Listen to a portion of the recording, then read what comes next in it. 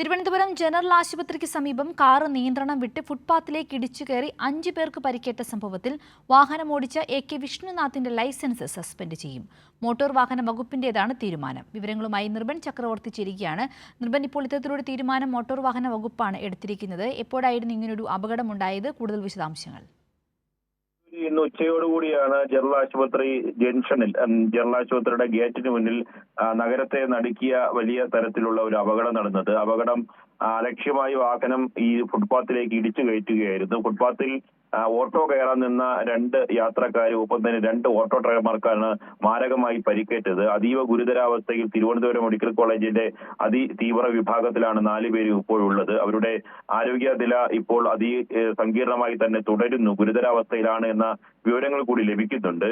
ഇത് അലക്ഷ്യമായി വിഷ്ണുനാഥ് എന്നയാൾ വാഹനം ഇടിച്ച് കയറ്റുകയായിരുന്നു. അദ്ദേഹം ഈ മോട്ടോർ വാഹന ഇൻസ്പെക്ടർ തന്നെ പരിശോധന നടത്തിയ ശേഷം കണ്ടെത്തിയത് അദ്ദേഹം ബ്രേക്ക് ചവിട്ടുന്നതിന് പകരം ആക്സിലേറ്ററിൽ അമർത്തി ചവിട്ടിയാണ് വാഹനം ഇടിച്ചു കയറാൻ ഡിവൈഡർ സൈഡ് ഉണ്ടായിരുന്ന ഫുട്പാത്തിന്റെ കമ്പി ഇടിച്ച് വളച്ച് അകത്തേക്ക് കയറുകയായിരുന്നു. ഏകദേശം 50 മീറ്റർ അകലത്തേക്ക് ഇടിച്ച് ആ പെൺകുട്ടിയെ തെറിപ്പിച്ചു എന്നതാണ് ദൃക്സാക്ഷികൾ പറയുന്നത്.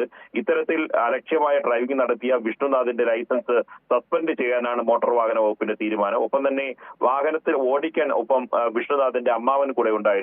അദ്ദേഹത്തിന്റെ ബന്ധുവായിട്ടുള്ള വിജയന്റെ ലൈസൻസ് സസ്പെൻഡ് ചെയ്യും. അലക്ഷ്യമായി വാഹനം ഡ്രൈവിംഗ് റോഡിൽ ഇങ്ങനെ പഠിപ്പിക്കുകയും അലക്ഷ്യമായി വാഹനം ഓടിച്ച് ഇത്തരത്തിൽ അപകടം വരുത്തി വെക്കുകയും ചെയ്തതിനാണ് ഇപ്പോൾ പ്രാഥമികമായി ലൈസൻസ് റദ്ദാക്കിയത്. ഒപ്പം തന്നെ മറ്റ് നിയമപരമായ നടപടികൾ നേരിടേണ്ടി വരും. കന്റോൺമെന്റ് സ്റ്റേഷനിൽ കസ്റ്റഡിയിലാണ് ബന്ധു വിജയനും ഒപ്പം തന്നെ വിഷ്ണുനാഥും. ഇത് അപകടം സംബന്ധിച്ച് അപ്പോൾ തന്നെ മോട്ടോർ വാഹന വകുപ്പിന്റെ ഉദ്യോഗസ്ഥർ പരിശോധന നടത്തുകയും വാഹനത്തിന് മറ്റ് സാങ്കേതിക തകരാറില്ല, ഇത് അലക്ഷ്യമായി ഡ്രൈവിംഗ് ചെയ്തതിന്റെ ഭാഗമായി ഉണ്ടായ അപകടമാണെന്ന് കണ്ടെത്തിയിരുന്നു. ഇതിന്റെ ഭാഗമായിട്ടാണ് ലൈസൻസ് ഇപ്പോൾ സസ്പെൻഡ് ചെയ്തിട്ടുള്ളത്. 2 പേരും തിരുവനന്തപുരത്ത് കന്റോൺമെന്റ് സ്റ്റേഷനിൽ കസ്റ്റഡിയിലുണ്ട്.